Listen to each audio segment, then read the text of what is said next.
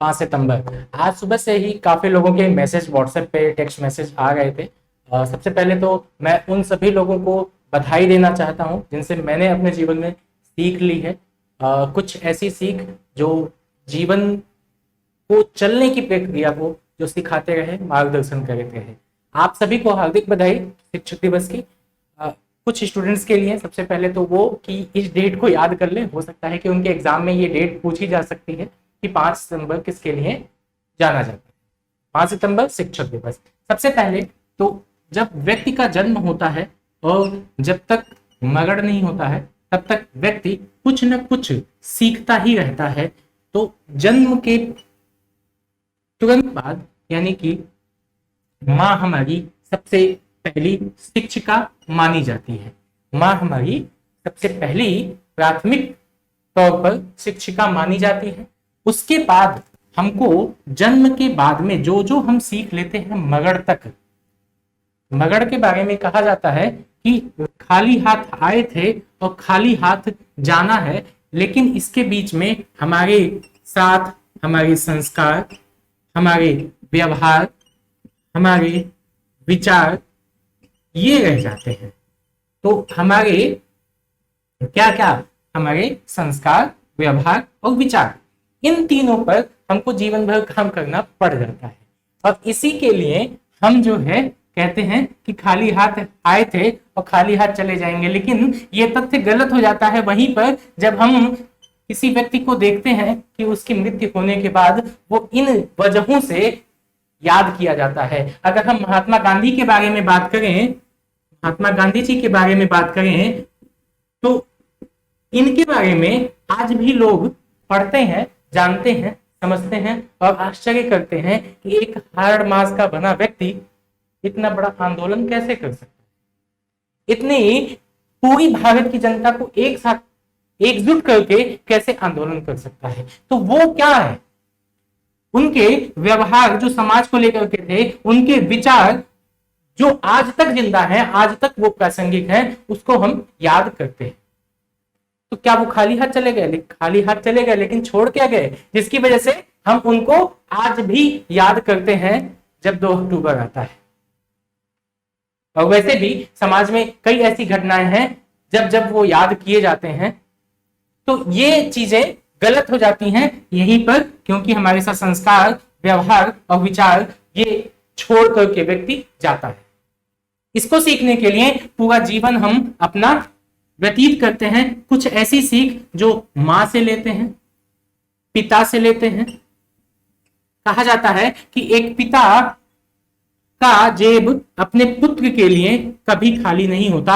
एक पुत्र के लिए पिता हमेशा कुबेर की तरीके से जाना जाता है। एक पिता अपने पुत्र को अपने अनुकूल यानी कि कॉपी देखना चाहता है या उससे आगे बढ़ते हुए देखना चाहता है। कभी वो नहीं चाहता कि मेरा बेटा या मेरी बेटी मुझसे, जहां मैं हूं जिस स्टैंडर्ड पर, उससे कम हो। तो मां के बाद एक पिता का संबंध बनता है एक पुत्र या एक पुत्री के साथ में।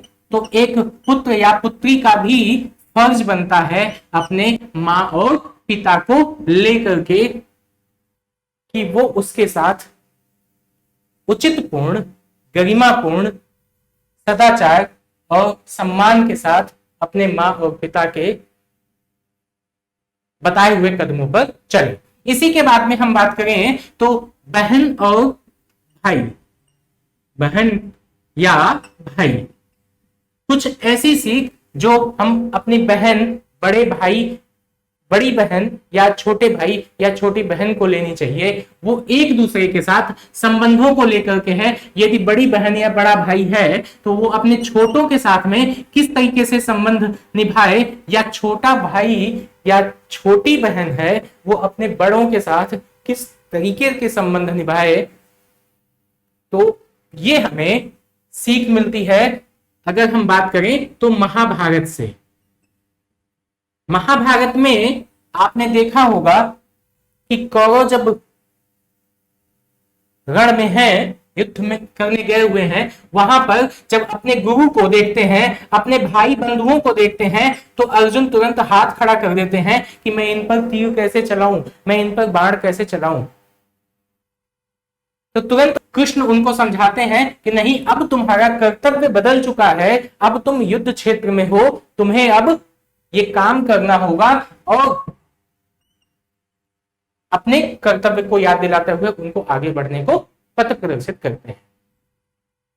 लेकिन आपने देखा होगा कि भाई भाई जो है या गुरु भाई जो है वहां पर, उसके साथ वो किस तरीके का बर्ताव वहां पर एक दूसरे के साथ सामंजस्य बैठाने की पूरी कोशिश की जाती है। तो एक संबंध जो है वो भाई भाई में, बड़े भाई या छोटे भाई में, बड़ी बहन छोटी बहन में, वो उचित पूर्ण, गरिमापूर्ण, सम्मान पूर्वक होना चाहिए। ऐसा ना हो कि कहें कि एक गिलास पानी लेते आओ, वो कहे कि हम तुम्हारे नौकर हैं।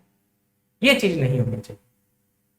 तो एक सामंजस्यपूर्ण, एक गरिमापूर्ण संबंध होने चाहिए।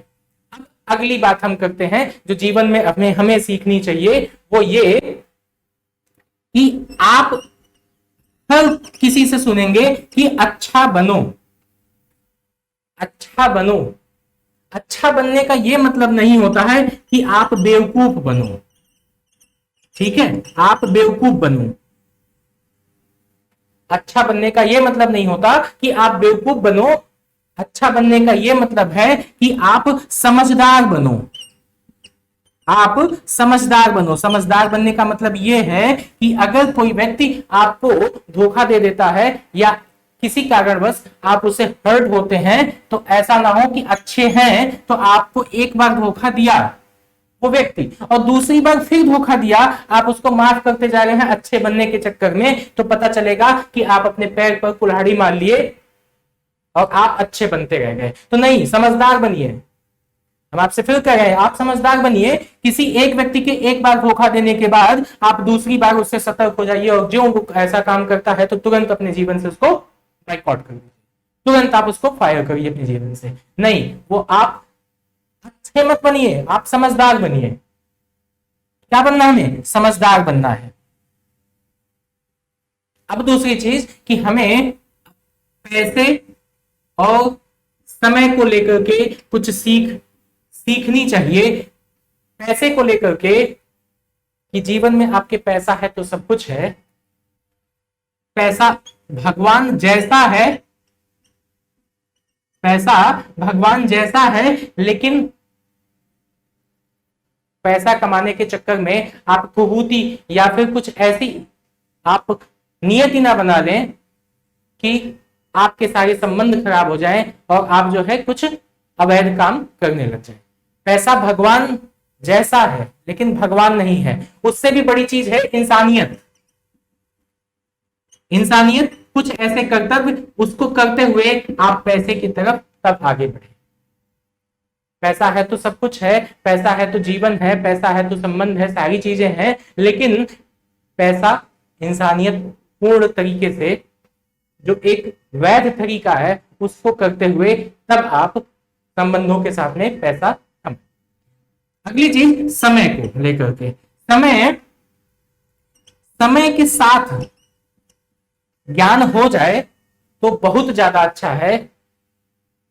अगर ज्ञान पहले हो जाए और समय ना हो तब भी दिक्कत है, और समय निकल जाए तब आपको ज्ञान हो तब भी दिक्कत है। इसीलिए समय के साथ सामंजस्य बिठाना आपको आना चाहिए किसी भी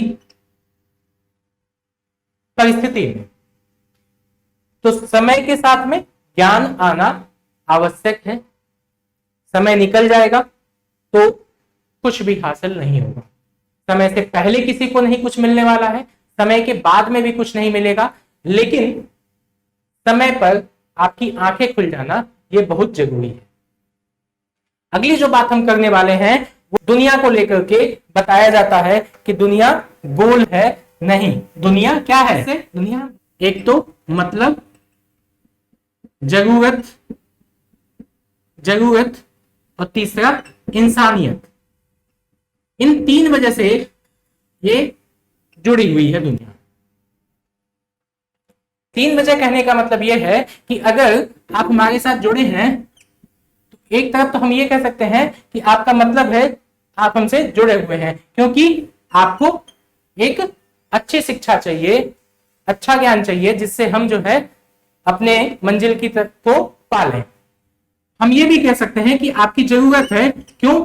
क्योंकि आपको एक अच्छी जॉब चाहिए, इसीलिए आप हमारे साथ जुड़े हैं। लेकिन मान लीजिए आज आपका मतलब निकल गया, कल आपको जॉब मिल गई और उसके बाद भी एक गुरु और शिष्य का संबंध बना हुआ है, तो वो किस वजह से बने रहेगा? वो इंसानियत की वजह से बना रहेगा। तो ये हो गया, ये दुनिया मतलब ही नहीं, दुनिया मतलब जरूरत और इंसानियत की वजह से चल गई है। अब अगला कि यदि समुद्र का पानी मीठा होता तो सभी लोग समुद्र को ही पी जाते हैं। तो इसीलिए अपने व्यवहार में मीठेपन के साथ ही क्या कड़वापन भी रखें, यानी कि सख्ती भी बरतें। तो आपका व्यवहार इसके साथ में, मीठेपन के साथ में सख्ती भी होनी चाहिए। मिर्च तीखा जरूर होता है लेकिन खाते उसको सभी लोग हैं, है ना? तो एक चीज क्या, मीठेपन के साथ में आपको अपने व्यवहार में सख्ती भी रखनी चाहिए। किसी की आप आलोचना तो करें, लेकिन आलोचना एक हद तक ही करें। किसी की आप बड़ाई तो करें, लेकिन एक हद तक ही करें, नहीं तो ये चाटुकारिता कहलाने लग जाती है। किसी की आप आलोचना करें, लेकिन आलोचना के साथ में प्रशंसा भी करें, और किसी की आलोचना को आप अकेले में उससे बताएं, किसी की बुराई को या किसी की कमी को आप अकेले में उससे बताएं, लेकिन प्रशंसा हमेशा महफिल में करें। तो इससे क्या होगा? संबंध बचे रहेंगे, बने रहेंगे। कुछ और चीजें जिसमें आप दुनिया को मत सुधारिए, दुनिया के बजाय आप खुद सुधर जाइए, खुद को सुधारिए, जिससे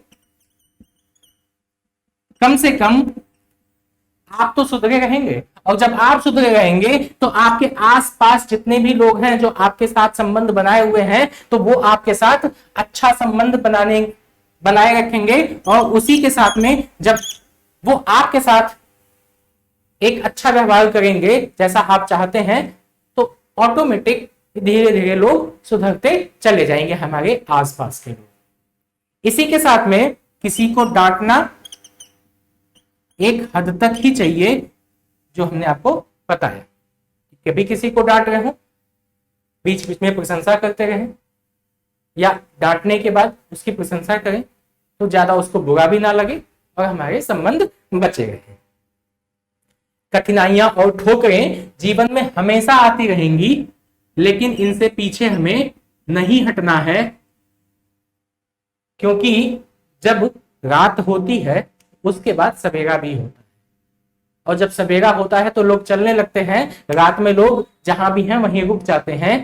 तो इसका मतलब यह है कि जब कठिनाइयां आपके जीवन में आए तो समझिए कि सवेरा आने वाला है या सवेरा हो चुका है, तो आप चलना प्रारंभ कर दीजिए। अपने समय का उपयोग करते हुए सही दिशा में आप कदम बढ़ाना स्टार्ट कर दीजिए। सही दिशा का मतलब यह है कि हमारे 4 मित्र थे, वो चारों निकल गए एक टूर पर, उनकी गाड़ी खराब हो जाती है, और जब उनकी गाड़ी रास्ते में खराब हो जाती है तो चारों इस गाड़ी को धक्का देना स्टार्ट कर देते हैं, जब ढकेलना स्टार्ट कर देते हैं, लेकिन गाड़ी टस से मस नहीं हो गई है, हिल भी नहीं गई है।